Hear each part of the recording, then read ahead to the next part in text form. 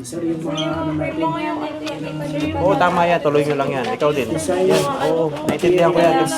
Hindi pa natin ako kompleto. Kailangan na ng kuryente natin yan. Lalo yung bagong project na yan. Dapat ma-deliver yan ng maaga. Pending na pinapagawa mo. Sakit-sakit na ng ulo ko dito. Hindi pa matapos-tapos. Tapos, ang dami pa nilang inaano. Bakit kami na malagay mo to, sir? Dapat ka, sir, magpapahinga ka din, sir. Isang pong araw ka ng design, dapat nangangaroon na kami, sir. Bumibili na kami ng Noche Buena. Reklamo na yung mga tao natin, sir. Tapos di pa ako natutulog ng 3 araw, sir. Ito rin matulog din naman, sir. May ilang araw kami gumising. Ano ba nirereklamo nyo? Tungkol ba sa health? Mahihinang nila lang pala kayo eh. Ako nga, 30 days na akong halos walang tulog. 2 oras lang sa isang araw, tapos wala pang kain. Tubig-tubig lang ako. Ang malaga sa akin ngayon, makakawata tayo sa trabaho. Kung kailang marami tayong project, saka naman kayo nagre-reklamo.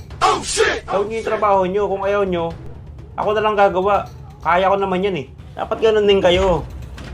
Ha? Hindi na kailangan magpahinga. Hindi kailangan ng patamlay-tamlay. Kailangan kahit araw-araw kayo, gising lagi kayo. Paano kayo yayaman nyo kung kaunting hikab lang, antok na kaagad? Sir, ito na po yung gamot nyo. Inumin nyo na po. Meeting pa kami, oh. Diba? Kailangan lagi kayong magtrabaho. Hindi nyo kailangan masyado magpahinga. Tama ko, laging gising. Diba?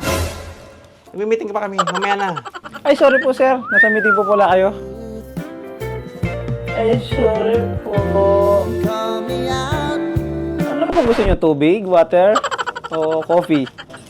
Tubig po.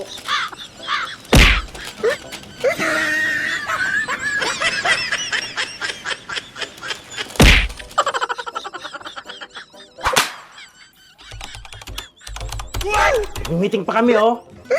Diba? Kailangan lagi kayong magtrabaho.